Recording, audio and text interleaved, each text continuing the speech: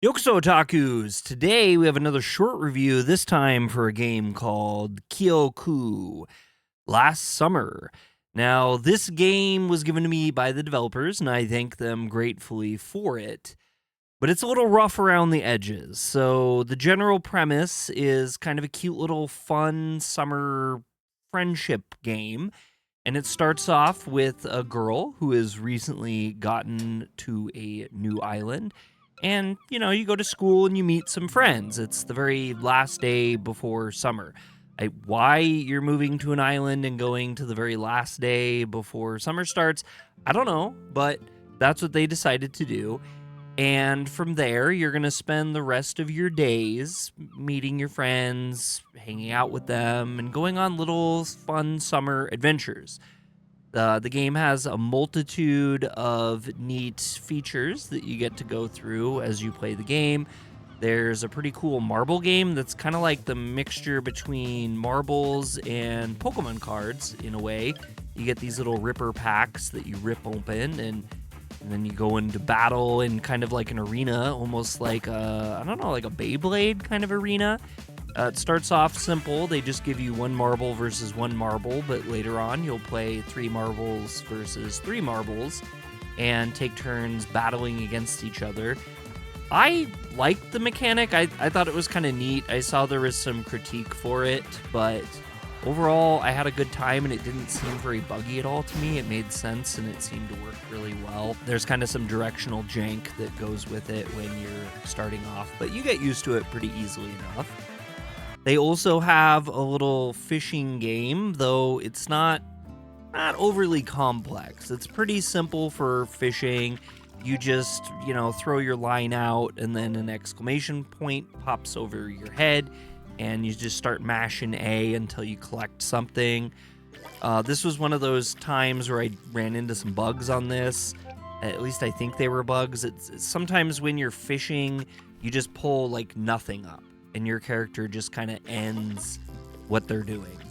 And that was kind of weird. Also, I'm not really sure on the whole gamble. There's a bunch of different spots you can go to, and there's a bunch of different like crabs you can collect basically, as well as some marbles that you'll pick up as well. And it was pretty thin and light, but honestly, I think overall this game seems to be really kind of geared towards children, like a younger audience. And I think I could see like my child having fun with this game and kind of enjoying it. Along with that, you also have some bike riding and there's some bike races that you can get into. The bike handles very arcade-like, which is kind of nice because it's smooth and quick and fast, and so you can go through it, but it's also not like very advanced. You don't have to do anything other than just press Y to get on your bike, which was also really confusing to me. I was looking everywhere to get on my bike somewhere, and you just hit Y and you're on your bike. And yeah, so the core though is just this day-to-day of you and your friends. You have different things you can do. There's kind of a cute portion, I think on day 2 it was, where you steal apples at night and you got to sneak around, and there's a little lady with a flashlight trying to look for you kids taking the apples. It's all kind of innocent fun. But overall, I think my only real complaint, and it's kind of a big complaint about this game, is it is very, very, very broken. And unfortunately, I got about halfway through the game, at least from what the game metrics told me. But to be honest, after about 2.5 hours, I had to quit playing it. I think that the devs are really passionate about what they're doing, but I don't know that they have a fully realized game here on their hands. And kind of as you get into the days a little bit later, I think it's about day 4 or so, the game kind of almost completely breaks in a lot of ways, which was just really unfortunate. I had to restart the game multiple times, and then it like skipped sections. There's a part in the game where you're supposed to sneak into a school at night, and it just like black screened on me, so I had to close the game, reopen it back up, and we'll go to actually in this case I had to close it all the way. Sometimes you can still access the menu and just exit to the main menu and come back in, But then when I jumped back into it, it just skipped that. And it just went right into the next day.